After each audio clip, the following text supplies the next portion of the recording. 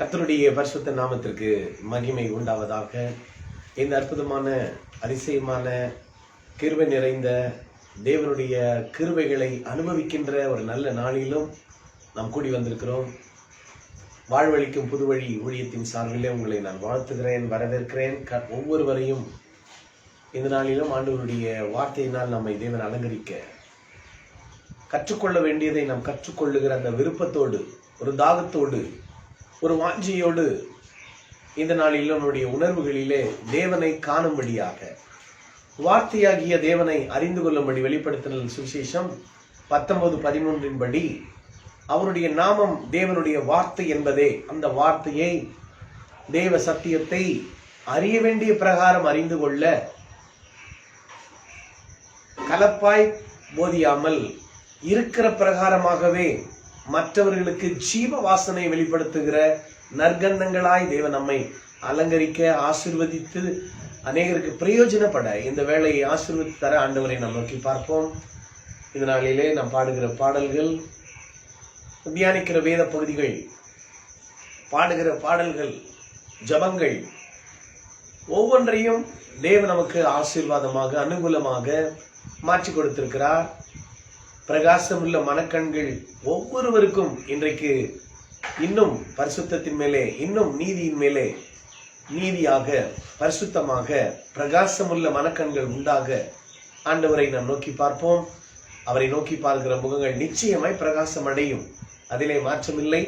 நாம் தேவனை நோக்கி பார்ப்போம். ஜெபிக்கலாம், ஜெபிப்போம். எங்களை அதிகமாக நேசிக்கும் நல்ல தகப்பனே, அப்பா நீர் கொடுத்த இந்த அருமையான கால வேலைக்காக துதிக்கிறோம் கர்த்தாவே. எங்கள் வாழ்க்கையில் அப்பா நீர் ஒளியாய் வந்ததுக்காக உமக்கு நன்றி செலுத்துகிறோம் கர்த்தாவே. எங்களுக்குள்ள இருக்கிற நீர் பெரியவராய் இருக்கிறபடி நான் உங்களை நன்றி செலுத்துகிறேன் கர்த்தாவே. ஸ்தோத்திரிக்கிறோம் அப்பா. ஒவ்வொரு நாளும் ஆச்சரியவிதமாய் அதிசயமாய் நடத்தி கொண்டு வந்த கிருபைகளுக்காக நன்றி கர்த்தாவே. இந்த நாளில் எங்களுக்கு சுகபலன் ஜீவன் கொடுத்ததுக்காக நன்றி செலுத்துகிறேன் அப்பா. இந்த நாளில் பேச போகும் வார்த்தைகள் ஆண்டவரே, நாங்கள் எல்லாம் அப்பா நீங்க முழுதுமா இப்படி கருத்துல ஒப்பு கொடுக்குறோம் அப்பா. நீங்க பேசுங்க ஆண்டவரே. பார்த்து கொண்டிருக்கும் ஒவ்வொரு பிள்ளைகளையும் அப்படி கருத்துல ஒப்பு கொடுக்குறேன் அப்பா. அவருடைய இருதயத்தின் நினைவுகளை எல்லாவற்றையும் நீர் அறிந்திருக்கிறவர் கர்த்தாவே. என்ன சிந்தையோடு அவர்கள் கேட்கிறார்கள் என்று நீர் அறிந்திருக்கிறீர் கர்த்தாவே. ஒவ்வொரு உள்ளத்திலும் ஒவ்வொரு இல்லத்திலும் அப்பா அந்த வார்த்தையானது ஊடுருவி சென்று அவர்கள் சூழ்நிலைகளை எல்லாவற்றையும் மாற்றும்படியாய் நாங்கள் ஜெபிக்கிறோம் கர்த்தாவே. ஆண்டவர் என்ன ஏக்கத்தோடு அமர்ந்திருக்கிறார்களோ அந்த ஏக்கங்கள் எல்லாவற்றையும் தேவன் அப்பா வார்த்தையை கொண்டு நீ பேசும்படியா நாங்கள் ஜெபிக்கிறோம் கர்த்தாவே. அப்பா குறைகள் என்பது இல்லாதபடி ஒவ்வொருவருக்கும் ஆண்டவர் இந்த நாளில ஒரு நிறைவான ஆண்டவர் நாளை காணவும் அப்பா இந்த நாள் ஒரு நல்ல நாளாய் ஆண்டவரை அவர்கள் எண்ணி துதிக்கத்தக்கதான கிருபைகளை ஒவ்வொருக்குள்ள செய்வீராக கர்த்தாவே. பேசும் வார்த்தைகள் ஆண்டவரை ஒரு புரோஜனமாய் ஆத்துமத்துக்குரிய மன்னாவாய் புசித்து திருப்தி அடைத்தக்கதான கிருபைகளை நீ செய்வீராக கர்த்தாவை. முழுதுமா அப்படியே கருத்துல நம்மளை ஒப்பு கொடுக்குறோம் கர்த்தாவை. நீங்க பேசுங்க, நாங்க கேட்கிறோம். நீங்க ஆளுகை செய்யுங்க. இயேசுவின் நாமத்துல ஜெபிக்கிற நல்ல பிதாவே, ஆமென். இது ஒரு சகோதரர் ஒருமித்து வாசம் பண்ணுகிறது எத்தனை நன்மையும் இன்பமுமானது. அந்த எத்தனை நன்மைகள், எத்தனை இன்பம் என்கிற அந்த வார்த்தைகளை இந்த நாளில் அனுபவிக்க நாம் ஒரு பாடலை பாடி தேவ நாமத்தை நாம் மையப்படுத்தலாம். என் அலங்கார வாசலிலே சமாதானம் வந்து இறங்கிட்டே. வரப்போகுதுன்னு பாடுறேன்னா வந்தது என்று நாம் பாடுகிறோம். அது வந்ததாகவே இருக்கும். இல்லை என்றால் அது உருவாக ஆரம்பிக்கும், அவ்வளவுதான். விசுவாசம் என்பது அப்படித்தான். ஆகவே என் அலங்கார வாசலுக்குள்ளே சமாதானம் வந்து இறங்கிற்று என்று முந்தன் தெய்வ சுகத்தாலே என் அரண்மனை நிறைகின்றது. சங்கீதம் 122:7 படி இந்த பாடல்கள் அமைந்திருக்கிறது. ஏற்கனவே தெரிந்தவர்கள் எங்களோடு சேர்ந்து பாடலாம். ஒரு சில வார்த்தைகள் மாத்திரமே நாங்கள் மாற்றி இருக்கோம். பாடுவோம். அலங்கார வாசலுக்குள்ளே சமாதானம் வந்திறங்கிற்றே என்றும் உந்தன் தேவ சுகத்தாலே என் அரண்மனை நிறைகின்றதே. என் அலங்கார வாசலுக்குள்ளே சமாதானம் வந்திறங்கிற்றே என்றும் உந்தன் தேவ சுகத்தாலே என் அரண்மனை நிறைகின்றதே. அனுபவிக்க வந்தோம், சுதந்தரித்துக் கொண்டோம் அளவில்லா ஆசீர்வாதத்தை. வார்த்தை அறிகின்றோம், வாழ்வில் உயர்கின்றோம், உம்மாக அதிகார வல்லமையாலே அனுபவிக்க வந்தோம், சுதந்தரித்துக் கொண்டோம் அளவில்லா ஆசீர்வாதத்தை. வார்த்தை அறிகின்றோம், வாழ்வில் உயர்கின்றோம் உம் அதிகார வல்லமையாலே. உம் கிருபை விலகாமலும் உம் உண்மையில் பிசையாமலும், உம் கிருபை விலகாமலும் உம் உண்மையில் பிசையாமலும், உம் உடன்படிக்கையும் நீ விளம்பினதும் மாறாமல் இருக்கின்றதே. ஆமென். அவருடைய உடன்படிக்கை மீறாதது, மாறாமல் இருக்கின்றீரே. அனுபவிக்க வந்தோம், சுதந்தரித்துக் கொண்டோம் அளவில்லா ஆசீர்வாதத்தை. அளவில்லாத ஆசீர்வாதம். ஆமென். வார்த்தை அறிகின்றோம், வாழ்வில் உயர்கின்றோம் உம் அதிகார வல்லமையாலே.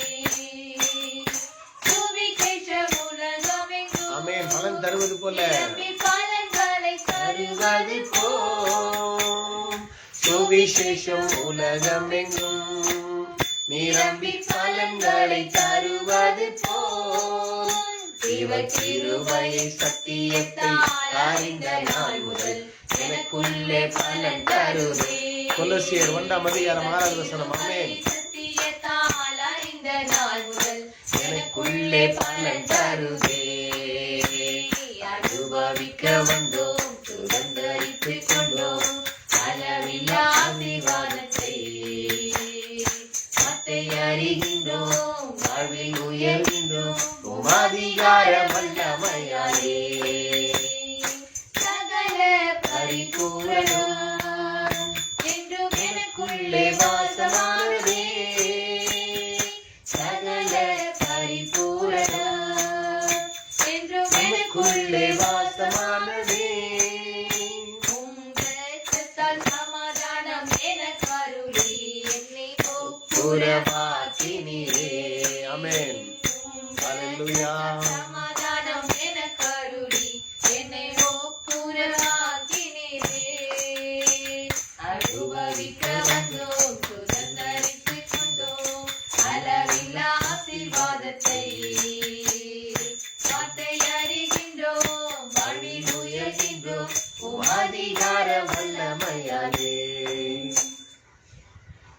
அவருடைய ஒரே சரீரமாக ஒரே சபையாக தேவன் அவருடைய அவயவங்களாய் அவருடைய சரீரத்தில் நம் அனைவரையும் இணைத்திருக்கிறார். ஆமென். இதுதான் புதிய உடன்படிக்கையின் புதிய சுவிசேஷமாக இருக்கின்றது. அவருடைய சிலுவை மரணத்தினாலே நமக்கு கிடைத்த சுதந்திரம் எப்படிப்பட்டது, நமக்கு கிடைத்த புதிய வாழ்வு எப்படிப்பட்டது. அவர் ஒவ்வொரு நாளும் புது சிருஷ்டியாக நம்மை சிருஷ்டித்திருக்கிறார். பழையவைகள் எல்லாம் ஒழிந்து போயின, எல்லாம் புதிதாயின. தேவனுடைய வார்த்தையின் மூலமாக நம்முடைய வாழ்க்கையில எப்பவும் எல்லா விஷயத்திலும் புதியதான ஒரு மாற்றங்களை தான் நாம் கண்டு கொண்டிருக்கிறோம். அது அவர் சிலுவை மரணத்திலிருந்து தொடங்கி அவர் பிறப்பிலிருந்து மரணம் வரையும் அதிலிருந்து நமக்கு கிடைத்த ஒரு புது வாழ்வு, புது மீட்பு, புதிய நீதிமான்கள் பரிசுத்தவான்களாய் மாற்றிய அந்த பெரிய காரியம் அவராலே நமக்கு நிகழ்ந்தது. சரி, எல்லாம் நமக்கு வர நம்முடைய வாழ்க்கையில் நாம் அனைத்தையும் நம்பி அதை அபியாசப்படுத்தி அதை விசுவாசித்து நாம் நடக்கும்போது நம்முடைய வாழ்க்கை மென்மேலும் உயர்கிறதை நம்மால் பார்க்க முடியும். எப்படி நம்முடைய வீடு அலங்காரமாய் இருக்கிறது ஒரு அலங்காரம் பண்ணினால், அதே போல நம்முடைய வாழ்க்கை அவராலே அலங்கரிக்கப்படும் என்பதை நாம் விசுவாசித்து ஒவ்வொரு நாளும் நம்முடைய வாழ்க்கைக்கு அவரே ஒரு நல்ல மேய்ப்பராக இருக்கிறார். நாம் அனைவரும் அவருடைய ஆடுகளா இருக்கிறோம். நம்மை மீட்டெடுத்து நல்ல மேய்ச்சலை காட்டி நடத்துகிற நம் மீட்பர் ஒரு நல்ல மேய்ப்பர். அவர் நம்ம கூடவே இருக்கிறார்.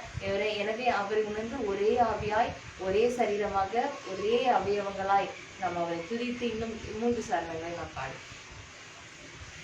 ஆடுகளின் பெரிய மேய்ப்பர், நித்திய உடன்படிக்கையின் இரத்தமே. ஆடுகளின் பெரிய மேய்ப்பர், நித்திய உடன்படிக்கையின் இரத்தமே. என்னை சகலவித கிரியைகளால் பொருந்தினவனாக்கினீ.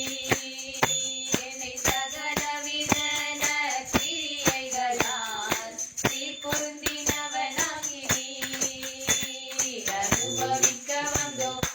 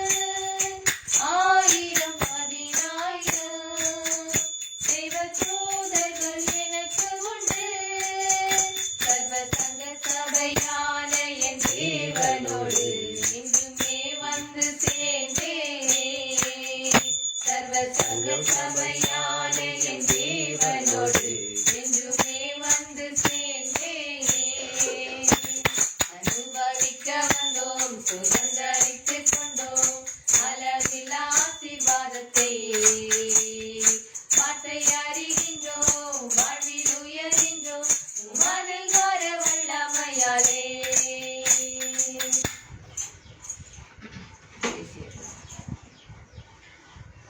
நாம் தொடர்ந்து தேவனுடைய விசுவாச ஜெபத்தை நம் அனைவரும் ஒரு அறிக்கையாக சொல்லலாம். எபேசியர் 1:17-21 மற்றும் கொலோசியர் 1:9-11. என்னுடைய கர்த்தராகிய இயேசு கிறிஸ்துவின் தேவனும் மகிமையின் பிதாவானவரே, உம்மை நான் அறிந்து கொள்வதற்கான ஞானத்தையும் தெளிவையும் அளிக்கிற ஆவியையும் எனக்கு தந்தருள வேண்டும் என்றும், நீர் என்னை அழைத்ததினாலே எனக்கு உண்டாயிருக்கிற நம்பிக்கை இன்னதென்றும், பரிசுத்தவான்களிடத்தில் உமக்கு உண்டாயிருக்கிற சுதந்திரத்தினுடைய மகிமை ஐஸ்வர்யம் இன்னதென்றும், நீர் கிறிஸ்துவை மரித்தோரிலிருந்து எழுப்பி அவரிடத்தில் நடப்பித்த பலத்த சத்துவத்தின் வல்லமையின்படியே விசுவாசிக்கிறவர்களாக என்னிடத்தில் காண்பிக்கும் வல்லமையின் மகா மேன்மையான மகத்துவம் எனதென்றும் நான் அறியும்படிக்கு நீர் எனக்கு பிரகாசமுள்ள மனக்கண்களை கொடுக்க வேண்டும் என்று வேண்டிக் கொள்கிறோம். நாங்கள் எல்லா ஞானத்தோடும் ஆவிக்குரிய விவேகத்தோடும் சித்தத்தை அறிகிற அறிவினாலே நிரப்பப்படவும் சகலவிதமான நற்கிரியைகளும் ஆகிய கனிகளை தந்து உம்மை அறிகிற அறிவில் விருத்தி அடைந்து உமக்கு பிரியம் உண்டாக உமக்கு பாத்திரமாக நடந்து கொள்ளவும் சந்தோஷத்தோடு கூடிய எல்லா பொறுமையும் நீடிய சாந்தமும் உண்டாவதற்கு மகிமையான ஒரு வல்லமைப்படி எல்லா வல்லமையாலும் பலப்படுத்தப்படவும் எனக்கு அனுக்கிரகம் பண்ண வேண்டும் என்று வேண்டிக் கொள்கிறோம். நாங்கள் வேண்டிக் கொள்கிறதற்கும் நினைக்கிறதற்கும் மிகவும் அதிகமாய் எனக்கு கொடுக்க எனக்குள்ளே கிரியை செய்கிற பரிசுத்தாவின் வல்லமைப்படி எனக்கு செய்ய வல்லவராகி உமக்கு சபையிலே கிறிஸ்து இயேசு நிமித்தம் தலைமுறை தலைமுறைக்கும் சதா காலங்களிலும் மகிமை உண்டாவதாக. இவெல்லாவற்றையும் என் ஆண்டவரும் போதவரும் குருவும் இரட்சகருமாகிய இயேசு கிறிஸ்துவின் நாமத்தில் ஜெபிக்கிறோம் நல்ல பிதாவே, ஆமென். நாம் தொடர்ந்து தேவனுடைய வார்த்தைக்குள்ளாக கடந்து செல்லலாம். Praise the Lord. கர்த்தருடைய பரிசுத்த நாமத்திற்கு மகிமை உண்டாவதாக. உங்கள் அனைவரையும் இயேசு கிறிஸ்துவின் நாமத்தினாலே உங்களை நாங்கள் வாழ்த்தி வரவேற்கிறோம். ஜனவரி மாதம் முழுவதுமாக அநேக திட்டங்கள் தீர்மானங்கள் நம்ம செய்திருக்கலாம், எல்லாம் நிறைவேறினது. இந்த பிப்ரவரி மாதத்திலே 9ஆம் தேதி தேவன் காணும்படியாக கொடுத்த மகா பெரிய கிருபைகளுக்காக தேவனுக்கு நன்றி செலுத்துவோம். நீங்கள் அனைவரும் ஆசீர்வதிக்கப்பட்டவர்கள். நேரத்தை ஒதுக்கி இந்த 1 மணி நேரம் அமர்ந்து இந்த வார்த்தைக்காக நீங்கள் காத்திருக்கிறீர்கள். சுயத்தை சார்ந்தல்ல, தேவனுடைய வார்த்தைகள் செயல்படுவதாக என்று முழுவதுமாய் தேவனுடைய சமூகத்தில் ஒப்பு கொடுத்து வார்த்தைக்குள்ளாக கடந்து போவோம். இயேசு ஏன் இந்த பூமிக்கு வந்தார்? எல்லாம் கேட்பாங்க. எல்லாம் வர்றதுக்கும் ஒரு காரணம் இருக்கும். என்னைய அப்பா அம்மா பார்த்து பிள்ளைங்க கேட்குறாங்க, என்னைய எதுக்காக இந்த எனக்கு பெற்றுங்க நீங்க அப்படின்னு. ஒவ்வொருத்தரும் என்ன பண்ணுவாங்க, அந்த கோபத்தின் நிமித்தமாக எனக்கு ஏன் எவ்வளோ கஷ்டம், எதுக்காக நான் வந்தேன் அப்படின்ற ஒரு கேள்வி. ஆனால் தேவன் வந்த நோக்கம் ஒன்று இருக்கிறது. இயேசு கிறிஸ்து ஏன் இந்த பூமிக்கு வந்தார்? இந்த உலகத்துக்கு ஏன் வந்தார் அவர்? 1 தீமோத்தேயு 1:15 வாசிக்கிறோம். பாவிகளை ரட்சிக்க கிறிஸ்து இயேசு இந்த உலகத்தில் வந்தார். லூக்கா 19:10 இழந்து போனதை தேடவும் ரட்சிக்கவுமே மனுஷகுமாரன் வந்தார். அப்போ வந்த நோக்கம், வர்றதுக்கு ஒரு நோக்கம் இருக்குல்ல, அதுக்காக தான் அவர் வந்தார். ஏதோ வந்தோம் போனோம் அப்படின்னு இல்லாதபடி, ஏதோ பிறந்தோம் வாழ்ந்தோம் அனுபவிச்சோம் கொஞ்ச நாள் இருந்தோம் சுகமா இருந்தோம் அப்படி போனோம் அப்படின்னு இல்லாதபடி ஒரு நோக்கம் வேண்டும். எல்லாருக்கும் ஒரு வாழ்க்கையில ஒரு பூமியில வாழ்வதற்கான ஒரு நோக்கம், வந்த ஒரு திட்டம் இருக்குது. அதை நிறைவேற்றுவதற்காக வந்தார் அவர். பாவிகளை ரட்சிக்க, பாவிகளாய் இருந்த நமக்காக தம் ஜீவனை கொடுத்து நம்மை ரட்சிக்க தேவன் இந்த பூமியிலே வந்து அவதரித்தார் என்று பார்க்கிறோம். இன்னும் கூட பாவம் செய்துட்டு தான் இருக்கிறோம். செஞ்சுட்டு என்ன பண்றது? அதுக்கப்புறமா ஆண்டவரே என்னை மன்னிச்சிடுங்கப்பா, தெரியாம செஞ்சுட்டேன், என்னை மன்னிச்சிடுங்க. ஒவ்வொரு நிமிஷமும் எவ்வளோ தப்பிதங்கள் சிந்தனைகள் மூலியமாகவும் செயல்கள் மூலியமாகவும் நான் செய்து கொண்டு திரும்ப திரும்ப என்ன பண்றோம், என்னை மன்னிச்சிடுங்கப்பா. ஏன்னா அவர் மன்னிக்க தயை பொருந்தியவர் சொல்லிட்டு அநேக காரியங்களை செய்து திரும்ப என்ன பண்றோம், மன்னிப்பு கேட்டுக்கொண்டே இருக்கிறோம். அவரும் மன்னித்து கொண்டு தான் இருக்கிறார். அப்ப நமக்குள்ளே ஒரு செய்த ஒரு எந்த ஒரு காரியம் இருந்தாலும் நமக்குள்ள என்ன, அந்த குற்ற உணர்வு நம்மை வருத்தி கொண்டே இருக்கும். ஒரு பொய் சொன்னா கூட ஐயோ நம்ம பொய் சொல்லிட்டோமே. ஏன்னா அது நம்ம பரிசுத்த ஆவியா நமக்குள்ள இருந்தாதான் அந்த துக்கம் நமக்குள்ள வரும். ஐயோ நம்ம செஞ்சுட்டோமே அப்படின்ட்டு. அப்படி இல்லைன்னா அதை திருப்பி செஞ்சுட்டு ஒன்னும் இல்லப்பா அதெல்லாம் ஒரு கேர்லெஸ்ஸா, இது ஒண்ணுமே கிடையாது. தீய நோக்கம் பாவமே. ஒரு சிந்தனை வந்தாலும் அது என்னது, அது பாவமா மாறிடுது. அப்போ நம்ம அதுல இருந்து மேற்கொள்வதற்காக தேவன் வந்து இந்த உலகத்துக்குள்ள வந்து அவதரித்தார் என்று பார்க்கிறோம். பிசாசனுடைய கிரியைகளை அழிக்கும்படிக்கு தேவகுமாரன் வெளிப்பட்டார். 1 யோவான் 3:8 வாசிக்கிறோம். பிசாசின் கிரியைகளை அழிக்கும்படியாக நம்ம அநேக விஷயங்கள் பார்க்கிறோம். இப்போ பொய் சொல்றது அது என்னது, கொல்லாங்க. நமக்குள்ள அந்த பொய் என்னாவது உடனே அந்த இடத்துல நம்ம மாத்தி பேசுறோம். சில விஷயங்கள் நல்லதுக்கு தான் நம்ம பேசுறோம்னு சொல்றோம். ஆனா ஆண்டவர் ஒரு நாளும் நம்ம என்ன பண்ண கைவிட மாட்டார். எந்த சூழ்நிலைகளையும் மாற்ற வல்லவராய் நமக்குள்ள இருக்கிறார். உண்மையுள்ள மனுஷன் பரிபூர்ண ஆசீர்வாதங்களை பெறுவான்னு சொன்ன அந்த வாக்குத்தத்தின் பிரகாரமாக நம்ம அநேக விஷயங்கள் இடறி போனாலும் நம்மை தேவன் பாதுகாக்க வல்லவராய் இருக்கிறார். ஒரு சூழ்நிலையில காத்து இருக்கிறோம் நம்ம, ஐயோ நமக்கு இன்னைக்கு அந்த வேலை முடிச்சிடுமா, இன்னைக்கு அந்த வேலை நமக்கு கிடைக்குமா, நமக்கு ஏதாவது இன்னைக்கு ஒரு வெற்றிகரமா முடிச்சுட்டு நம்ம போவோமா அப்படின்னு சொல்லி ஒவ்வொரு வேலை ஸ்தலங்களிலும் ஒவ்வொரு எல்லா விஷயங்களையும் நம்ம முன்னேறி செல்லும் பொழுது அநேக சூழ்நிலைகள் நம்ம நெருக்குகிறது. இதனால முடியுமானும் போது தோல்வி ஆயிடுமா, இல்ல இல்ல இன்னைக்கு வந்தது ஏதோ ஒரு நோக்கம், அது ஒரு நன்மைக்காக தான் நம்ம வந்து இந்த நாள்ல காத்திருக்கிறோம். இல்லை வார்த்தைகள் இந்த நாள் ஏதாவது நமக்கு பிரயோஜனமா இருக்குமா, ஏதோ வந்தோம்ப்பா ஒரு நிமிஷம் இருந்துட்டு கேட்டுட்டு போலாமே, இல்லை அதை நம்ம தள்ளிடுவோம், இது கேட்க நேரம் கிடையாது, நம்ம பொறுமையா உட்காந்து கேட்போம். இப்படி அநேக விஷயங்கள் நம்ம தள்ளி போடுகிறோம். அநேக விஷயங்கள் பிசாசுடைய சிந்தை நம்ம ஆளுகை செய்கிறது. இந்த பிசாசுடைய சிந்தைகளை இந்த கிரியைகளை அழிக்கும்படிக்கே தேவகுமாரன் வெளிப்பட்டாராம். அப்போ எல்லாத்துக்கும் அவர் வந்த நோக்கம் நம்ம நன்மையான காரியங்களை நடத்துவதற்காக, நம்ம வாழ்ந்திருக்க, நம்ம சுகித்து இருக்கிறதுக்காக தேவன் உலகத்திலே அவதரித்தார். பிசாசு பொல்லாங்கானன், அவன் தீமையான காரியங்களை செய்வதே அவன் வேலையா இருக்கிறது. ஆதாம் ஏவாளோட பேசும்பொழுது கூட நீங்க சாவதில்லை, தேவனை போல ஆவீர்கள் என்று நன்மையை போல தோன்றுவதை போல வார்த்தைகளை பேசுறான். எப்படி அவங்களுக்கு ஆசை வந்திருக்காங்க, செத்து போறோம்னு சொல்றோம், நீங்க சாக மாட்டீங்க, நீங்க உயிராவே இருப்பீங்க, நீங்க சாக மாட்டீங்க, தேவனை போல வேற மாறிடுவீங்கன்னு சொன்ன உடனே எப்பேற்பட்டவனுக்கு ஒரு ஆசை வந்துடும் இல்லையா, அப்பா எவ்வளவு பெரிய காரியம் இது நமக்கு சொல்லுது அப்படின்னு சொல்லி. அப்போ இந்த பேசும்பொழுது அந்த வார்த்தைக்கு அந்த சோதனைக்கு என்ன பண்ணுவோம், அது உட்படுத்தி போயிடறான், அதுக்குள்ள அவன் போயிடுறான். சொன்ன உடனே நம்ம பின்னாவதி கூட வீடு வீடா வராங்க கார்டுங்களை எடுத்துட்டு, நீங்க போடுங்க 10 மாசம் சீட்டு கட்டுங்க, 12ஆம் மாசம் நீங்க நினைக்கிறத விட கொடுக்கும் பொழுது அந்த 1 மாசம் 100 ரூபாய் நீங்க கட்டின உடனே அந்த 10,000 ரூபாய் பொருள் 100 ரூபாயிலே விழுந்தாலும் ஒரு பெரிய அற்புதம் தானே அப்படின்னு சொன்ன உடனே, ஏன் நமக்கு விடாதான்னு ஒரு அல்ப எண்ணம் வந்து என்ன ஆயிடுது, எல்லாரும் போடுறாங்க. போட்டோன்னா மொத்தம் பார்த்தா அவர் ஆளே இல்லை, காலியே போயிட்டாரு, லட்சக்கணக்கில் லாஸ். அப்போ இது மாதிரி பேசும் வார்த்தைகள் நம்ம இழுக்கத்தக்கதாக நம்ம வந்து ஆசை வார்த்தை காட்டி நம்மை எல்லாத்தையும் உட்படுத்துகிறதா இருக்குது. இது பிசாசு செய்கிற வேலையா இருக்கிறது. 1 தெசலோனிக்கர் 3:5 வாசிக்கிறோம். ஆனா நம் தேவனோ நன்மையே செய்வார். யாக்கோபு 17 நன்மை செய்கிறவரா இருக்கிறார். நன்மைக்கு ஏதுவான காரியங்களை கொடுக்கிறதா இருக்கிறது.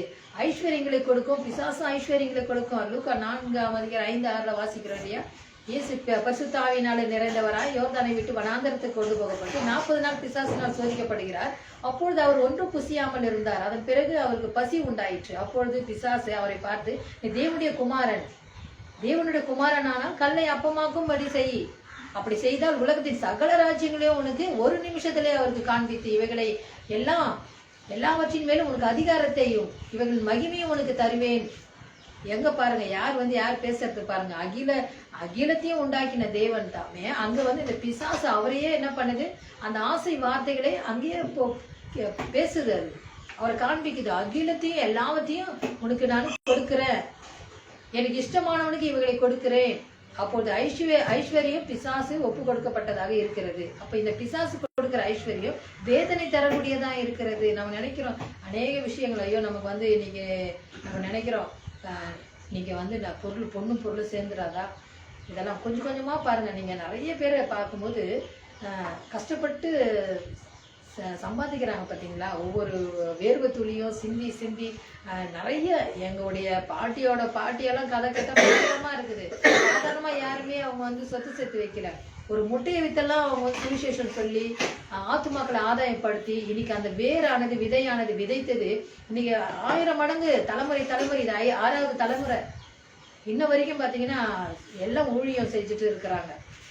அப்போ அன்னைக்கு விதைத்த அந்த விதை, அந்த வார்த்தை ஏதோ பொருளுக்காக கொடுக்கல. நம்ம உலக ரட்சிகர் இயேசு கிறிஸ்து நான் அறிஞ்சிட்டப்பா, இதை வந்து நம்ம சொல்லணும். அப்பெல்லாம் படிப்பறிவுலாம் கிடையாது, பள்ளிக்கூடம்லாம் கிடையாது, இப்ப இருக்கிற இதெல்லாம் கிடையாது இல்லையா. நான் சொல்றது 1940 சொல்றேன். நான் எங்க அப்பாலாம் நிறைய ஷேர் பண்ணும்போது பேசுவாரு. எங்க பாட்டியெல்லாம், எங்க அப்பாவுக்கு இப்ப 86 வயசு ஆகுது. அப்ப அவங்க பாட்டிக்கு எப்போ என்ன வயசு இருக்கும் பாருங்க. அப்போ அந்த 2 வயசு 3 வயசுலாம் கை பிடிச்சி கூட்டிட்டு போவாங்களே எங்க அப்பாவை. அவங்க பாட்டி போகும்போது முட்டை தான், அவங்க கோழி தான் வச்சிருக்கிறாங்க. அந்த கோழியில தான் அவங்க வந்து விருத்தியாகி அந்த முட்டையை விற்று அவங்க கொண்டு போகும்போது, இயேசு கிறிஸ்து படிப்பெல்லாம் ஒன்றும் கிடையாது, படிக்கணும்னு அவசியம் இல்லை. இல்லைன்னா படிக்கணும், நமக்காக ஒருத்தர் வந்தாருப்பா, அவர் யாரு, உண்மையுள்ள தேவன்னா அது இயேசு கிறிஸ்து அப்படின்னு சொல்லி அந்த சுவிசேஷத்தை சொல்லி அந்த முட்டைகளை கொண்டு வருவாங்களா அவங்க. இன்னைக்கு ஆலமரம் விழுதுகளை போல அதுல இருந்து அநேக பிள்ளைகள் வந்து சுவிசேஷம் சொல்லி கொண்டு இருக்கிறார்கள். அப்போ சொன்ன அந்த சுவிசேஷங்கள் இன்னைக்கு பார்த்தீங்கன்னா ஒவ்வொருத்தரும் ஒவ்வொரு இசைத்துறையில கிட்டார் வாசிச்சுட்டு அதில் ஊழியம் பண்றாங்க. இப்படி சொல்லி சொல்லி நிறைய பார்த்தீங்கன்னா இன்னைக்கு எல்லாம் பொருளாதாரத்துல நல்லா வளர்ந்து இருக்கிறாங்க. அது ஐஸ்வர்யம். கஷ்டப்பட்டு தான் ஒவ்வொன்றா சொல்லி சொல்லி எல்லாரும் பழ வியாபாரம் பண்ணி இருக்கிறாங்க, காய்கறி வியாபாரம் பண்ணி இப்படியெல்லாம் விற்று. எங்களுடைய அம்மாலாம் அப்படிதான் வளர்ந்துருக்கிறாங்க. காய்கறி விற்று அது மாதிரி பழங்க வித்தெல்லாம் அவங்க வளர்த்துருக்குறாங்க காலகட்டத்தில். அப்போ அந்த வறுமை நிமித்தம் இன்னைக்கு பார்த்தீங்கன்னா எல்லாம் படித்து பட்டதாரியா இருக்கிறாங்க.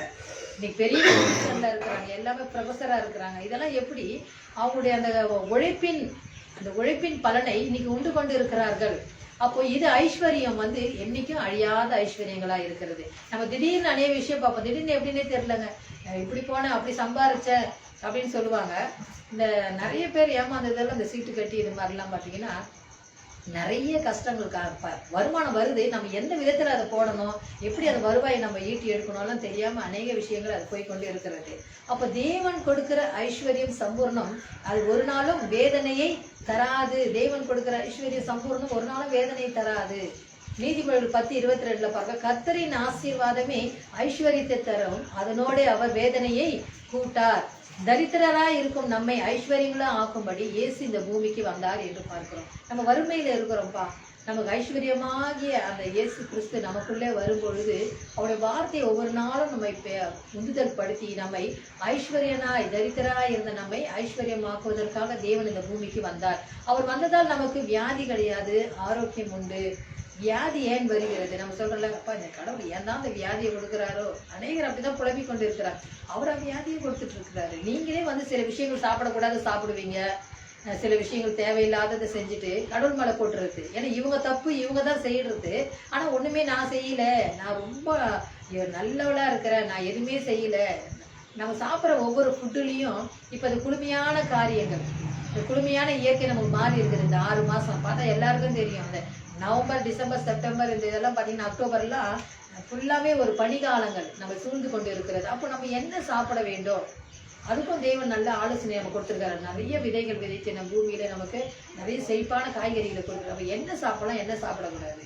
இந்த மாசத்துல போயிட்டு கோசு சாப்பிட்றது, முள்ளங்கி சாப்பிட்றது, இந்த நீர்க்காய்களை சாப்பிட்டு தொண்டை வலிக்குது, தொண்டை வீங்கிடுச்சு, அப்புறம் இதை தேடி நம்ம மருத்துவரை நாடி செல்ல வேண்டியது. அவர் பண்ண டேப்லெட் கொடுப்பாரு. அப்படி என்ன பண்றோம், நாம தப்பு பண்ணிட்டு கடைசியில் ஏன் தான் எனக்கு தெரியல ஆண்டவர் இப்படிப்பட்ட வியாதியை கொடுத்துட்டாரு.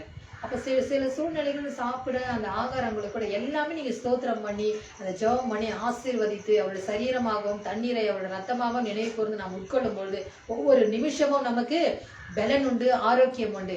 ஆனால் இதையெல்லாம் செய்யும் பொழுது விசுவாசம் மாத்திரம் இருந்தால்தான் வெற்றி பெறும். அவிசுவாசத்தோட இது நடக்குமா நடக்காதுன்னா அது கண்டிப்பா நடக்காது. அப்ப விசுவாசமும் நமக்கு முக்கியமா இருக்கிறது. வறுமை இல்லாத போது போதும் என்ற மனதுடனே ஐஸ்வர்யத்தை நிறைந்த வாழ்வை நமக்கு தேவன் கொடுத்திருக்கிறார். சாத்தானிய அகால மரண பயம் நமக்கு கிடையாது. நித்திய ஜீவன் நமக்கு உண்டு. நீடித்த நாட்களாய் நன்மையா நம்மை திருப்தியாக்குகிறவராய் இருக்கிறார். ஜீவ வாசம் நம்ம இல்லத்திலே வீசிக்கொண்டே இருக்கும். தெய்வீக சமாதானம் நம்மை ஆண்டு கொண்டே இருக்கும். நமக்குள்ள ஒரு அமைதி, ஒரு நிம்மதி, இவை எல்லாமே தேவன் நமக்கு கொடுக்கிறதுக்காக இந்த பூவுலகிலே வந்து நம்மை ஆண்டுகொள் அனுபவித்துக்கொள் என்று நம்ம கொடுத்திருக்கிறார். தேவனால் பிறப்பதெல்லாம் உலகத்தை ஜெயிக்கிறதா இருக்கிறது. நம்முடைய விசுவாசமே உலகத்தை ஜெயிக்கிற ஜெயம். நாம் அவராலே பிறந்திருக்கிறபடினால் ஜெயத்தை மாத்திரம் நாம் கண்டுகொண்டே இருப்போம். தோல்வி என்பது நமக்கு கிடையாது. தேவனால் பிறந்திருக்கிற நாம் ஏதோ சாதாரணமா ஒரு மனுஷன் மூலியமா பிறந்துட்டோம் அப்படின்னு சொல்லி இல்லாதபடி நாம் தேவனால் பிறப்பித்திருக்கிறோம். தாயின் கருவில் உருவாகும் முன்னே அவர் நம்மை கண்டதினாலே நம்ம உலகத்திலே வந்து இருக்கிறோம். அப்பா அம்மா பார்த்து திட்டுறது, நீங்க எதுக்காக என்ன இந்த உலகத்துல என்ன கொண்டு வந்தீங்க, எனக்கு இன்னும் கஷ்டத்தை நான் அனுபவிச்சுட்டே இருக்கிறேனே, நான் இருக்கிறத விட இல்லாமே இருக்கலாமே, இப்படி அநேக புலம்புகள் ஒவ்வொரு குடும்பத்திலும் பேசிக்கொண்டே இருக்கிறதை நாம் கண்டு கொண்டு இருக்கிறோம். அப்படி இல்லாதபடி நாம் தேவனால் பிறந்தோம் என்ற அந்த ஒரு உணர்வு இருந்தால் எல்லாவற்றையும் நம்ம ஜெயித்து கொண்டே இருப்போம். நேரம் கிடைக்கும் பொழுது அவரோடு நாம் பேசுகிற ஐக்கியம் அதிகமா இருக்கும். நீங்க நிறைய பார்த்தீங்கன்னா பிள்ளைகள் வந்து நிறைய இந்த லேப்டாப்பும் அப்புறம் மற்ற விதமான இந்த செல்கள் மூலியமா அநேக கண்களினால் காட்சிகளை ஒன்று பார்த்த உடனே திருப்பி அதையே பார்த்துட்டே இருக்கிறது. அது யாருக்கு பலவீனத்தை உண்டு பண்ணுது? அது தன்னைத்தானே அழித்துக் கொள்ள வேண்டியதா இருக்கிறது, சரீரத்தை அழிவிக்கிறதா இருக்கிறது. அப்ப அது இல்லாதபடி நம் தேவனுடைய பிரசன்னத்துக்குள்ளே அவர் பாட்டை கேட்கலாமே. அவருடைய வசனங்கள் ஏதாவது அநேகர் பேசிக்கொண்டு இருக்கிறார்கள். நல்ல ஒரு ஜீவனுள்ள வசனத்தை நம்ம அதுல இருந்து எடுத்துக்கொள்ளலாம். நன்மையானதை மட்டும் நீங்க எடுத்துக்கொள்ளுங்க, உங்களுக்கு தேவையானதை மட்டும் எடுத்துக்கொள்ளுங்க. ஒரு மீன் வச்சு அதுல சதையை தான் சாப்பிடுங்க, முள்ளோட அப்படியே எடுத்து சாப்பிடுவீங்களா? அப்ப இல்ல, நமக்கு தேவையில்லாத குப்பைகளை எடுத்து விட்டு நன்மையான அந்த வார்த்தைகளை நம்ம எடுத்து நம்ம அதை உட்கொள்ளலாம். நம் சரீரத்துக்கு பலன் உள்ளதா இருக்கும். 1 யோவான் 5:18 வாசிக்கிறோம், தேவனால் பிறந்தவன் தன்னை காத்து கொள்ளுகிறவனா இருக்கிறான், பொல்லாங்கன் அவனை தொடான், பிசாசு அவனை தொடமாட்டான். ஏனென்றால் தேவனால் பிறந்திருக்கிற நீ தன்னையே நீ காத்துக்கொள்ளத்தக்கதான தேவன் உன்னை பாதுகாப்பாய் வைத்திருக்கிறார் என்பது விசுவாசம் உனக்குள்ளே இருக்கும் பொழுது பொல்லாங்கன் உன்னை தொடமாட்டான். நாம் அவரால் பிறந்ததினால் நம்மை காத்துக் கொள்கிறவராய் இருக்கிறோம். நம்மை வஞ்சிக்க முடியாது. நாம் இடம் கொடுத்தால் அது நடக்கும், அவ்வளவுதான். நம்ம இடம் கொடுத்தோம்னா அது நடக்கும். இடம் கொடுக்காதபடி எல்லாவற்றிலும் நம்ம என்ன பண்ணோம், உஷாரா இருந்து தேவனுடைய வார்த்தை நமக்குள்ள இருந்தால்தான் நம்ம ஜெயிக்க முடியதா இருக்கிறது.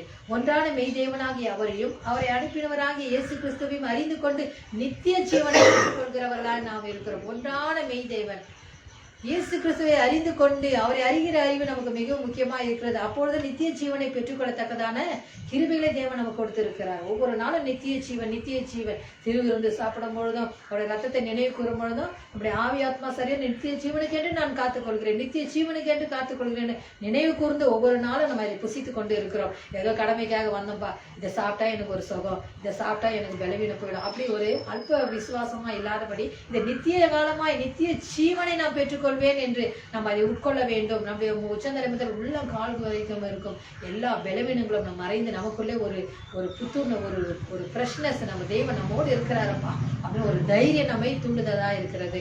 நீதிமானின் வேர் கனி கொடுக்கிறதா இருக்கிறது, அதிக ஆவிக்குரிய கனிகளை கொடுக்கிறதா இருக்கிறது.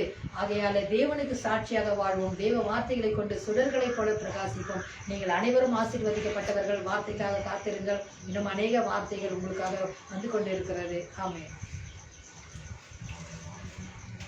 கர்த்தர் நல்லவர். அற்புதமான இந்த வேளை கர்த்தருடைய வார்த்தைகளை மாத்திரமே நாம் சிந்தித்துக் கொண்டிருக்கிறோம். ஏனென்றால் இந்த நாள் கூடுகை, இந்த நாள் தேவனோடு விட நெருங்கி இருக்கின்ற இந்த அனுபவங்கள் எல்லாமே அவருடைய சுபாவங்களை இந்த உலகத்தில் பிரதிபலித்து வாழும்படியாக உலகம் எங்கும் பரம்பி அது பலன் தருகிறது. தேவ கிருபையை சத்தியத்தால் அறிந்த நாள் முதல் நமக்குள்ளும் அது பலன் தருகிறது. நாம் பாடின பாட்டில் அந்த ஒரு வரி நாம் பாடி அடுத்த செய்திக்குள்ளாக நாம் கடந்து செல்வோம்.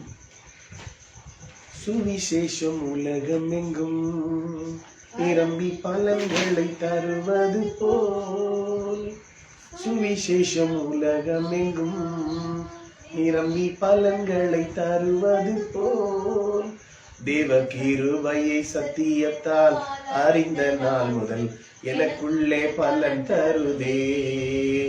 தேவ கிருபையை சத்தியத்தால் அறிந்த நாள் முதல் எனக்குள்ளே பலன் தருதே. அனுபவிக்க வந்தோம், சுதந்தரித்து கொண்டோம் ரவில்லா ஆசீர்வாதத்தை, வார்த்தை அறிகின்றோம் அதிகார வல்லமையாலே. ஒரு வசனம் ஞாபகம் வருகிறது. இன்றைக்கு பாவம் எதிலே உருவாகிறது அப்படின்னு பார்த்தீங்கன்னா, நம்முடைய அவயவங்களிலே மிக முக்கியமான ஒரு அவயவம் கண்கள். ஒரு சில காரியங்கள் கெட்டுப்போகும் என்று தெரிந்துதான் தேவன் 2ஆக படைத்திருக்கிறார். மனிதன் எப்பொழுதும் செய்யாதே என்றால் செய்கிறவனாகவே இருக்கிறார். ஏன்னா இது மனிதனுக்கும் தேவனுக்கும் இந்த உலகத்தின் காரியங்கள் இது மூணுத்துக்கும் ஒவ்வொன்றுக்கொன்று விரோதமாகவே செயல்பட்டு கொண்டிருக்கிறது.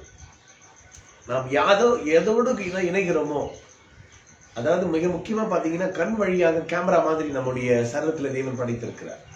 எதெல்லாம் நீங்க பாக்குறீங்களோ அது அப்படியே ரெக்கார்ட் ஆகும். மறக்கணும்னு நினைச்சாலும் மறக்காது. அதனாலதான் சொல்றாரு, மேகம் போன்ற எத்தனை திரளான சாட்சிகள் நம்மை சூழ்ந்து இருக்கு. பாரம், கஷ்டம், பாவம் தேவையில்லாத நம்ம சுமக்கிறோம். அதெல்லாம் நம்ம உதறி தள்ளிட்டு அந்த வசனத்துல பாத்தீங்கன்னா, விசுவாசத்தை துவக்கிறவர் முடிக்கிறவருமாய் இருக்கிற இயேசுவை நோக்கி அப்படின்னா, உங்கள் கண்களை பதிய வையுங்கள் என்று தமிழ் மொழிபெயர்ப்பிலே போடப்பட்டிருக்கிறது. உங்கள் கண்களை எது மேல பதிய வைக்கணும்? இயேசுவை நோக்கி. உனக்கு நியமித்திருக்கிற, போன வாரம் கூட இந்த வசனத்தை சகோதரர் ஞாபகப்படுத்தினார், நினைவுபடுத்தினார் ஆவியானவர். நமக்கென்று ஒரு ட்ராக் இருந்து அந்த ட்ராக்ல நம்ம ஓடணும். எல்லாரையும் பார்த்து ஓடக்கூடாது. அவர் சொன்னாரு, இதை படிச்சா இப்படி ஆயிடுவேன், அதை படிச்சா அப்படி ஆயிடுவேன், விளங்க மாட்டோம். தேவனுடைய சித்தமா, என் வாழ்க்கையில என்னை குறித்த நோக்கம், என்னுடைய பாதையிலே நான் இது ஓடினால் என்னுடைய வாழ்க்கை நிறைவேறுமா? அதனால அவரை தான் நோக்கி பார்க்கணும், அவர்கிட்ட கேட்கணும். நீ நிறைய பார்ட்னர் இருக்கிறாங்க, எல்லா பார்ட்னரும் மாறிடுங்க. நிரந்தரமான ஒரு பார்ட்னர், எங்க அப்பாவுக்கு பார்ட்னர், எங்க தாத்தாவுக்கு பார்ட்னரு இன்னைக்கும் இருக்கிறாரு. அவரை நீங்க பார்ட்னரா வச்சுக்கீங்க, வாழ்க்கையில மிகப்பெரிய மாற்றங்களை பெறுவீர்கள் என்பதில் எந்த விதமான மாற்றங்களையும் நம்ம அடுத்த செய்திக்குள்ளாக நம் கிடைச்சா நம்ம மத்தியில கர்த்தருடைய வார்த்தையை சகோதரி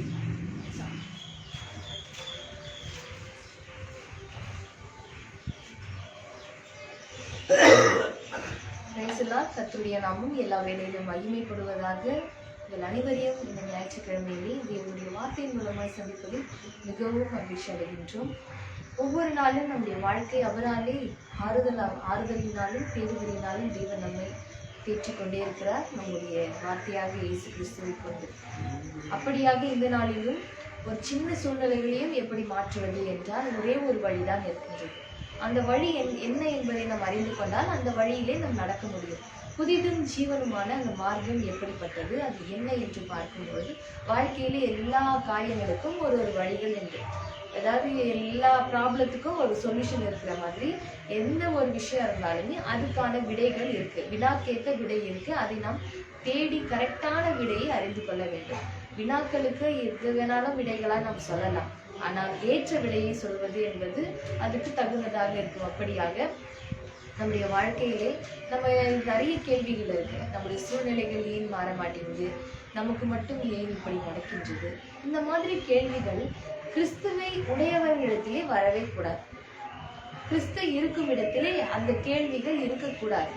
அப்போ எப்படி நம் வாழ்க்கை இருக்க வேண்டும் என்றால், யோவான் 15ஆம் அதிகாரம் 5ஆம் வசனத்திலிருந்து 8ஆம் வசனம் வரைக்கும் நாம் பார்க்க போகிறோம்.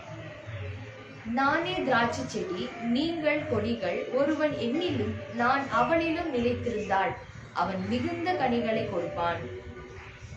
அவரே திராட்சை செடியாக இருக்கிறார், அவரை சுற்றி இருக்கும் கொடிகளாக நாம் இருக்கிறோம்.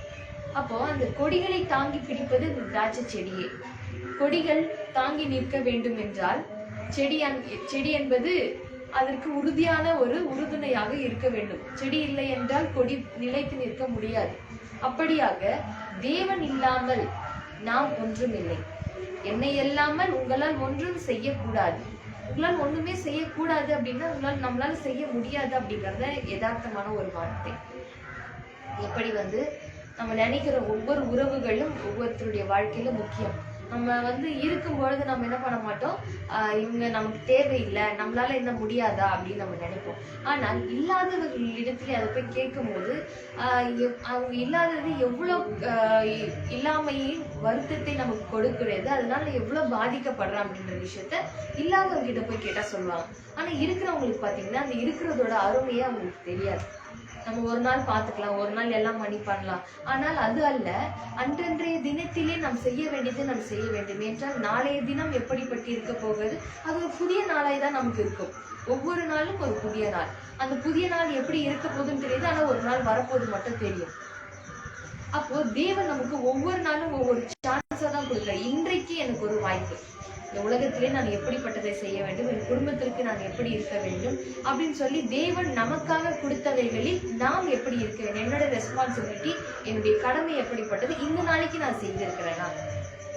அப்படியாக ஒவ்வொரு நாளும் நாம் செய்தியை கொண்டு இருக்கும் பொழுது நம்முடைய வாழ்க்கையில ஒரு பெரிய அதை கன்சிஸ்டன்சின்னு சொல்றாங்க இல்லையா, ஒரே முறையில நம்ம என்ன பண்ணோம், தோல்வி அடையாம அதை முயற்சி செய்துட்டே இருக்கணும். ஒரு விஷயத்த ஒரு நாள் 2 நாள் செய்யறது, அப்புறம் 2 நாள் மாறிடுறது, ஒரு நாள் சிரிக்கிறது, ஒரு நாள் முறைக்கிறது, ஒரு நாள் நல்லா பேசுறது, ஒரு நாள் கோச்சிக்கிறது.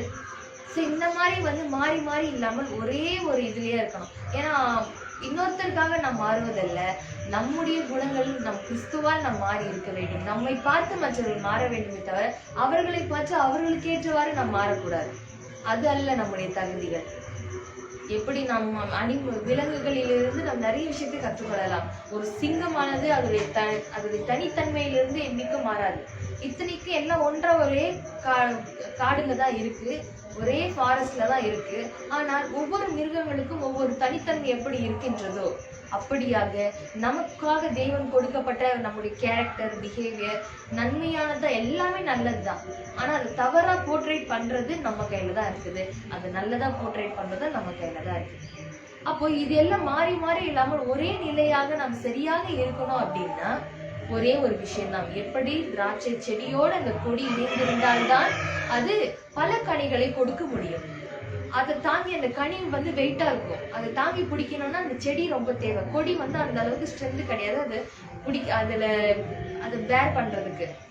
சோ தேவன் இல்லாமல் நம்ம ஒன்றும் செய்யக்கூடாது. ஒருவன் என்னில் நிலைத்திராவிட்டால், நம்ம நிலைச்சு நிக்கலன்னா வெளியே எரியுண்ட கொடியை போல அவன் எரியுண்டு உணர்ந்து போவான். என்ன ஆயிடும்? அது வேஸ்டா போயிடும். அப்படிப்பட்டதெல்லாம் என்ன ஆகும்? சேர்த்து என்ன பண்ணுவாங்க? நெருப்புலதான் போடுவாங்க, அக்கினியிலே போடுகிறார்கள், அவைகள் எரிந்து போம். நீங்கள் என்னிலும் என் வார்த்தை உங்களிலும் நிலைத்திருந்தால் நீங்கள் கேட்டுக்கொள்வது எதுவோ அது உங்களுக்கு செய்யப்படும்.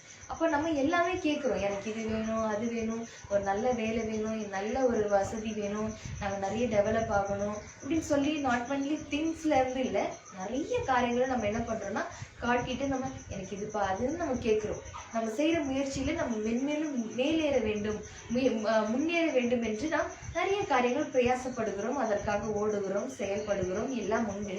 ஆனால் இவை எல்லாம் நம்மால் செய்ய முடியும் என்றால் அது நம் தேவனோடு இணைந்திருந்தால் மட்டுமே, அவரோடு நிலைத்திருந்தால் மட்டுமே நம்மால் எல்லாம் செய்ய முடியும். சூழ்நிலைகள் நமக்கு எதிராக எவ்வளவோ மேலோங்கி போகின்றது. ஆனால் இந்த பிரச்சனையை காட்டிலும், இந்த பெரிய மலையை காட்டிலும், மலை போன்ற பிரச்சனைகளை காட்டிலும் என் தேவன் பெரியவராய் இருக்கிறார் என்ற எண்ணம் இருக்கும் பொழுது, இந்த எண்ணத்திலும் இந்த விசுவாசத்திலும் நாம் அவரோடு நிலைத்திருந்தால் எப்படிப்பட்ட மலை போன்ற பிரச்சனைகளையும் நாம் தூள் தூளாக ஒன்றும் இல்லாமல் செய்துவிட முடியும். அது நம்மளால் முடியாது, ஆனால் அவரால் முடியும். இது சாதாரண ஒரு வார்த்தையா நமக்கு தோணலாம். இவங்க ஏதோ சும்மா மற்றவங்க உபதேசம் பண்றதுக்கு வேணா ஈஸியா இருக்கும், ஆனால் அது அபியாசம் பண்றதோ வாழ்க்கையில செயல்முறைப்படுத்துறது ரொம்ப கஷ்டம் நம்ம நினைப்போம். ஆனால் அல்ல, இந்த வார்த்தையிலே பல உயிர் உண்டு. விசுவாசிக்கிறவன் எவனும் பெற்றுக்கொள்கிறோம். யார் விசுவாசிங்களோ அவங்களுக்கு தான். இல்லை இது டூப்பு, இது ஒன்றும் கிடையாது, சும்மா கதை மாதிரி கேட்டுட்டு போகலாம், இதெல்லாம் சும்மா சொல்றாங்க அப்படின்னா அது என்ன ஆகும்? விசுவாசியவர்களுக்கு அது ஒண்ணுமே இல்லைதான். ஆனால் விசுவாசிக்கிறவர்களுக்கு அது பெரிய பலனை கொடுக்கிறது. தேவனுடைய வார்த்தையை விசுவாசிக்கிறவன் ஒரு இடத்திலும் வெட்கப்பட்டு போவதில்லை, அவர் வெட்கப்பட விடவே மாட்டார். இப்பொழுது நமக்கு கொடுக்கப்பட்ட இந்த வார்த்தையை உங்கள் வாழ்க்கையில நீங்கள் பிடித்துக்கொண்டு, எவ்வளவு சூழ்நிலை உங்களுக்கு எதிராய் வந்தாலும், ஏதோ ஒரு காரியம் நீங்க ஃபேஸ் பண்ண முடியாம பயந்துட்டீங்கன்னா பயப்படாதீங்க. உங்களால அந்த காரியத்தை ஃபேஸ் பண்ண முடியும். என்னால அந்த காரியத்தை எளிதா நான் ஜெயிப்பேன். ஏனால் நான் தேவனோடு நிலைத்து நிற்கிறேன். அவரோடு நிலைத்து நிற்கிறேன் என்றால் அவரை நினைச்சிட்டு இருக்கிறது அல்ல, அவருடைய வார்த்தையின் மேல் நான் விசுவாசமா இருக்கிறேன். அவர் என்ன வார்த்தை சொல்லி இருக்கிறார்? நீங்கள் கைட்டு செய்கிற எல்லா காரியங்களிலும் உங்களுக்கு நன்மையே உண்டாகும். நான் என்ன காரியம் செய்கிறேனோ அதில் கண்டிப்பாக நன்மையே செய்து முடிய தேவன் எனக்கு கிருபை செய்கிறான் என்ற விசுவாசம் எனக்குள்ளே நிலைத்திருக்கும் பொழுது, நான் அதோடு நிலைத்திருக்கும் போது, என் சிந்தனைகளிலிருந்து என் எண்ணங்களிலும் என் செயல்களிலும் நான் அதில் நிலைத்திருக்கும் பொழுது, தேவன் என்னை ஒரு இடத்திலும் இந்த விசுவாசத்தை கொண்டு வெட்கப்படுத்தாமல் என்னை வெற்றி சிறக்கிறவர்களாய் மாற்றுவார் என்பதை நாம் உறுதியாக இருக்க வேண்டும். எப்படி நான் மட்டுமல்ல, நீங்களும் இந்த வார்த்தையை பிடித்துக்கொண்டு உறுதியாக இருந்தால் இந்த உலகத்திலே மற்றவர்களை என்னைக்கும் பார்க்காதீங்க. மற்றவங்க இப்படி இருக்காங்க, நான் அவங்களுக்கு இப்படி இருப்பேன், மற்றவங்க இப்படி பண்ணாங்க அப்படி இருப்பேன் அல்ல. குடும்பத்திற்காக தேவன் நமக்காக ஒரு குடும்பத்தை கொடுத்திருக்கிறார், நமக்காக ஒரு உறவுகளை கொடுத்திருக்கிறார், நமக்காக எல்லாவற்றையும் படிப்பிலிருந்து ஞானத்திலிருந்து தனித்தன்மைகள் அனைத்தும் கொடுத்திருக்கிறார். அதை ஒவ்வொன்றையும் மதித்து முதலாவது அதை மதிக்க வேண்டும். கொடுக்கப்பட்ட கிஃப்டை நம்ம ரெஸ்பெக்ட் பண்ணி அதை ஹானர் பண்ணி பயன்படுத்த வேண்டிய முறையில் அதை பயன்படுத்தினால் உங்கள் வாழ்க்கை ஒரு வெற்றி உள்ள வாழ்க்கையாக அவரால் உங்களுக்கு கிடைக்கின்றது. எனவே நீங்கள் அனைவரும் ஆசீர்வதிக்கப்பட்டவர்கள். கர்த்தர் உங்களை ஆசீர்வதித்திருக்கிறார். என்னுடைய வார்த்தையை தொடர்ந்து கேளுங்கள். வாழ்க்கையில் ஒவ்வொரு நாளும் மாற்றங்களை கிறிஸ்துவுக்குள்ளாக நீங்கள் காண்பீர்கள். கர்த்தர் உங்களை ஆசீர்வதித்திருக்கிறார். ஆமென். கர்த்தர் நல்லவர், அவருடைய வார்த்தை நல்லதாகவே இருக்கிறது. கர்த்தரின் வார்த்தையை பின்பற்றுகிறவர் ஒரு நாளும் ஐயோ கெட்டு போயிட்டேன், இவங்க வார்த்தையை நம்பணும் பிரதர், வேற வழியில எட்டுமே விட்டுட்டாங்க, இவங்க சொன்னாங்கன்னு நிறைய பேர் வழி காட்டுவாங்க. எனக்கு நான் போயிருக்கிற அனுபவத்துல தான் நிறைய பேர் பார்த்துருக்கணும். லெஃப்ட் போய் ரைட் போய் ரைட் போய் அவ்வளவுதான். வாழ்க்கையில கரெக்டா போக முடியாது. சரியான போக வேண்டிய வழி என்னன்னு நமக்கு தெரியல அப்படின்னா இங்கும் அங்க அலைந்து கொண்டிருக்கிற நிலைதான். அதனால விரயம் அதிகம், நாட்கள் அதிகம், காலங்கள் அதிகம், எந்த மாற்றமும் நம்முடைய வாழ்க்கையில வராது. அதனால நம்மை குறித்த தெளிவு நமக்கு வேண்டுமானால் நாம் தேவனை குறித்த தெளிவை முதலாவது அறிய வேண்டும். எனக்கு என்ன அதிகாரம் கொடுத்திருக்கிறாரு, ஏங்க இப்படி கூடி வரணும், ஏன் வேதம் வாசிக்கணும், ஏன் ஒரு ஐக்கியத்துல இருக்கணும், ஏன் நான் படிக்கணும், ஏன் வேலை செய்யணும், ஏன் சம்பாதிக்கணும், அப்படி கேள்வி கேட்டு பாருங்களேன். தேவன் ஏன் இந்த உலகத்தில் என்னை படைத்தார்? ஒரு பக்தி உள்ள சன்னதி வரும்படிக்காகத்தானே. நம்முடைய ஆன்மீக பக்தியிலே இறைவனை குறித்த உணர்வுகளிலே எந்த அளவு வளர்ந்திருக்கிறோம்? இந்த உலகத்துக்காக வாழ்க்கைக்காக நிறைய காரியங்களை நாம் பிரயாசப்படுகிறோமே. தேவனை குறித்த அறிவு ரொம்ப ரொம்ப முக்கியங்க. அதனாலதான் இந்த ஐக்கிய கூடுகை, அன்பின் கூடுகை, இந்த உறவு, முதல்ல அந்த அதிகாரம் என்னன்னு நம்ம புரியலைன்னா அதை நம்ம பயன்படுத்த முடியாது. அதுதான் தேவன் நமக்கு தந்திருக்கிற காரியங்களை நம்ம உணரணும். ஒரு புத்திர சுவிகாரத்தின் ஆவி தேவன் நமக்கு தந்திருக்கிறார் அதிகாரத்தில். அந்த அதிகாரத்திலே அடுத்தது அவரோடு வைத்திருக்கிற உறவு ரொம்ப முக்கியம். இன்னைக்கு நிறைய பேர் என்ன நினைக்கிறாங்க, சபைகளுக்கு போனா என் வாழ்க்கையில மாற்றம் வரும், இல்ல சில கூட்டங்களுக்கு போனா என் வாழ்க்கையில மாற்றங்கள் வரும், திருமணம் நடக்கும், சில இடங்கள்ல போனா இவரை சார்ந்திருந்தா எனக்கு இந்த காரியங்கள் நடக்கும் அப்படின்னு நினைக்கிறோம். பர்சனலா நீங்க எந்த அளவு தேவனோடு கூட ஐக்கியம் வைத்திருக்கீங்களோ அதுலதான் உங்க மாற்றங்கள் வரும். ஏன்னா ஒரு மனிதனுடைய காரியங்கள் எல்லாமே அவனுடைய மனநிலையை சார்ந்தே வெளிப்படுகிறது. இப்ப நான் ஒரு வேலை செய்யணும் நான் விரும்பினேன் அப்படின்னா அதை தானே நான் அதிகமா மோட்டிவேஷன் பண்ணுவேன், அதிலேயே பேசிட்டு இருப்பேன், அதிலே நின்று அதுல இருந்து எனக்கு ஆசீர்வாதம் வெளிப்படும்.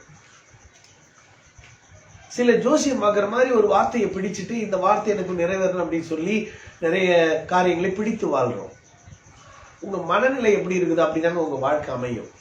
அப்போ நான் அவரை அறிகிற அறிவிலே வளர வளர அவர் மீது என் கண்ணை பதிய வைக்க எனக்குரிய வழிகள், அதாவது பழைய ஏற்பாட்டுல பாத்தீங்கன்னா ஆசீர்வாதங்கள் எல்லாமே வாக்குதத்தம் எல்லாமே நிபந்தனைகளுக்குள்ளே இருந்தது.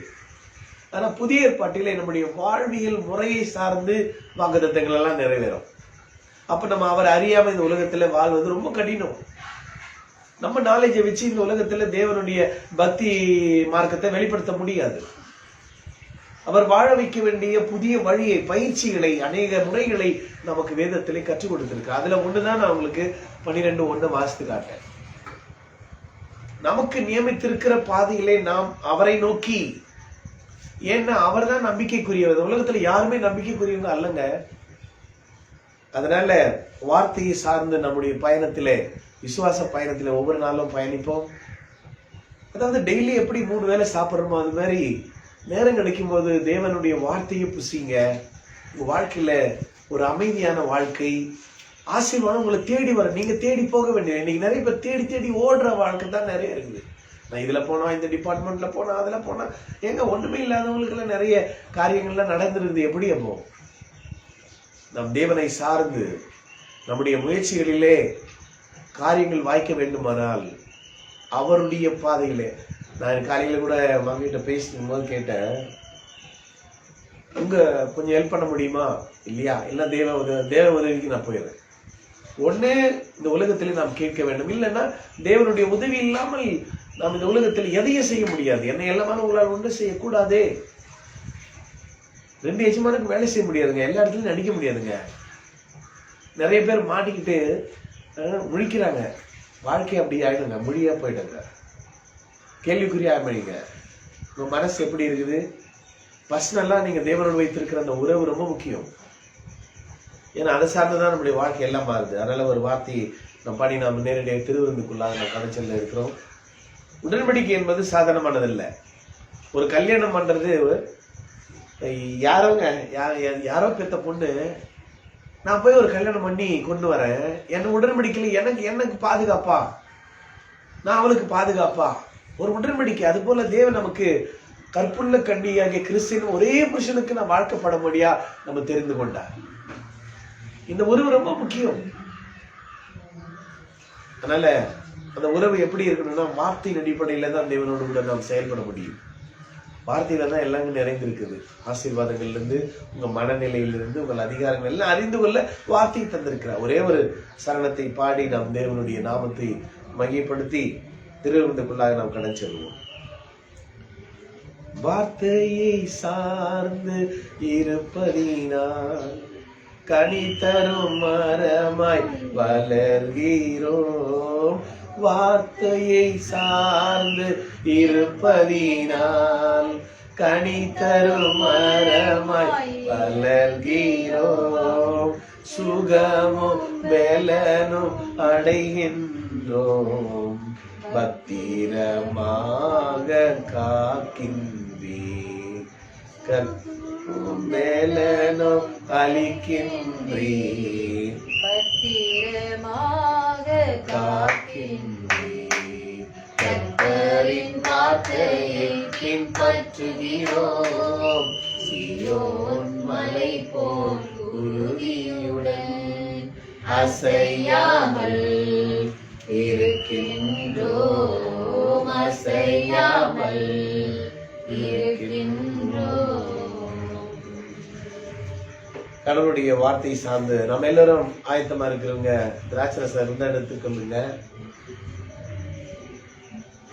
இல்ல தண்ணீர் தானே எடுத்துங்க, எதுவாக இருந்தாலும் பரவாயில்ல. நாம் நினைக்கிற நினைவு தேவன் நம்மை அவருடைய பணிக்கென்று அழைத்திருக்கிறார், அவருடைய பிள்ளையாக அழைத்திருக்கிறார், அவருடைய சிநேகிதராக அழைத்திருக்கிறார், அவருடைய மிகப்பெரிய உன்னதமான உறவாக மனவாட்டியாக அழைத்திருக்கிறார்.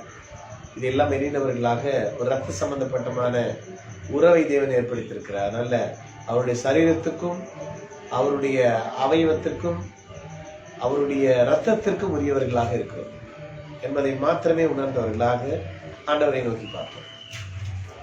எனக்கு ஒப்புவித்ததை கர்த்தரிடத்தில் பெற்றுக்கொண்டேன். எனவே கர்த்தராகிய இயேசு கிறிஸ்து காட்டி கொடுக்கப்பட்ட அந்த ராத்திரியில் அப்பத்தை எடுத்து ஸ்தோத்திரம் பண்ணி அதை பிட்டு சீடர்களுக்கு கொடுத்து, இது வாங்கி புசியுங்கள், இது உங்களுக்காய் பிற்கப்படுகிற என்னுடைய சரீரமாய் இருக்கிறது, என்னை நினைவு கூறும்படி இதை செய்யுங்கள் என்றார்.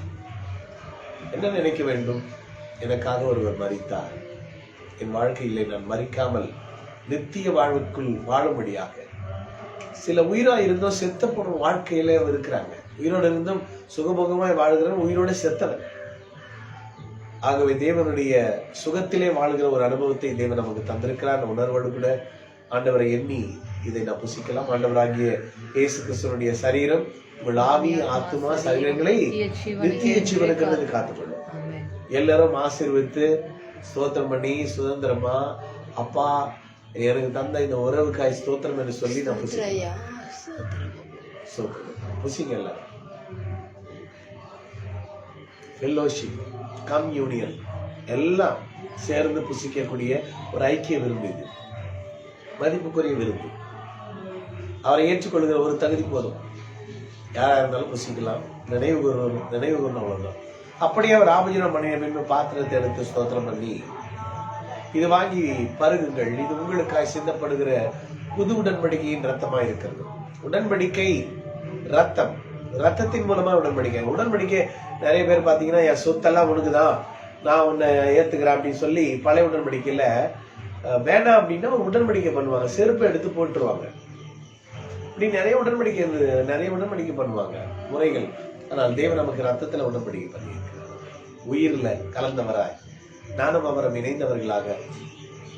ரத்தம் நல்லா இருந்ததுன்னா வாழ்க்கை எல்லாமே ரத்தமா நல்லா இருக்கும். ஆகவே ஆண்டவரை என்னை புதுப்பித்த இந்த ரத்தத்தால் நன்றி, என் பாவங்களை கழுவி நம்முடைய ரத்தத்தினாலே கிருபாசன தண்டைகளை சேருகிற தகுதி எனக்கு தந்தீரே என்ற உணர்வோடு கூட நானும் அவர் ஒன்றாயிருக்கிறோம் என்ற உணர்விலே அவர் வரப்போகிறார் என்கிற வருகை எண்ணினவர்களாக நாம் அவரை நோக்கி இதனை புசிக்கலாம். ஆண்டவராகிய இயேசு கிறிஸ்துவனுடைய ரத்தம் விழாவி ஆத்மா சரீரங்களை நித்திய வாழ்கிறது காரணம். எல்லாரும் ஸ்தோத்திரம் பண்ணி ஆசீர்வதித்து குடிக்கலாம்.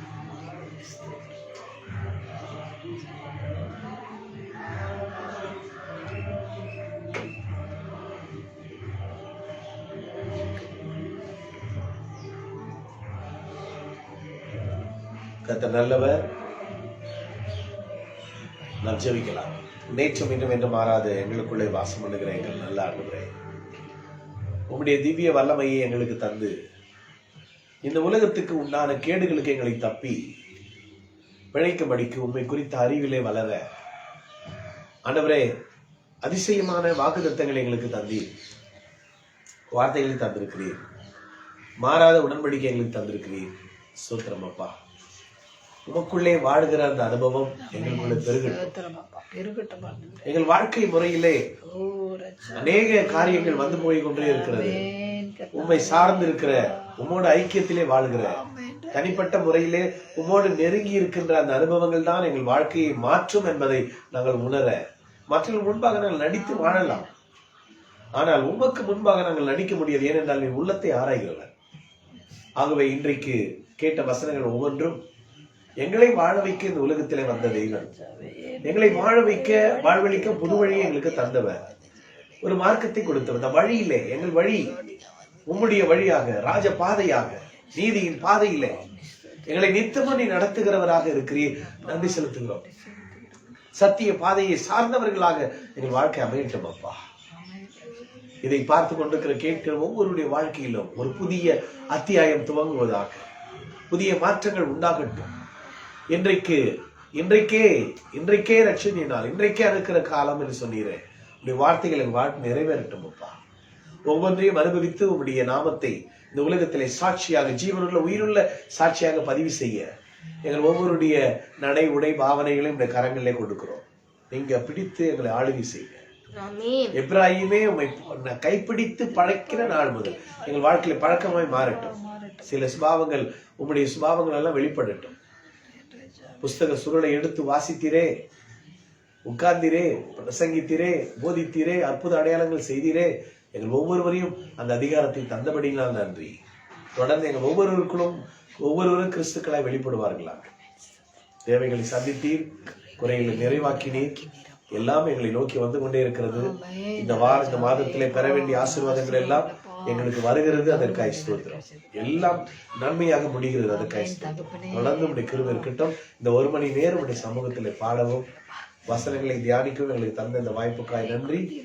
தொடர்ந்து உடைய கிருபை எங்களை தொடரட்டும். நன்மைகள் தொடரட்டும். பாக்கியங்கள் உண்டாகட்டும். ஒவ்வொருவரும் வாழ்ந்திருப்பார்களாக, செய்திருப்பார்கள். இயேசு கிறிஸ்துவின் நாமத்தில் ஜெபித்தோம். எங்கள் ஜெபங்களை கேட்டு நல்ல பிதாவே.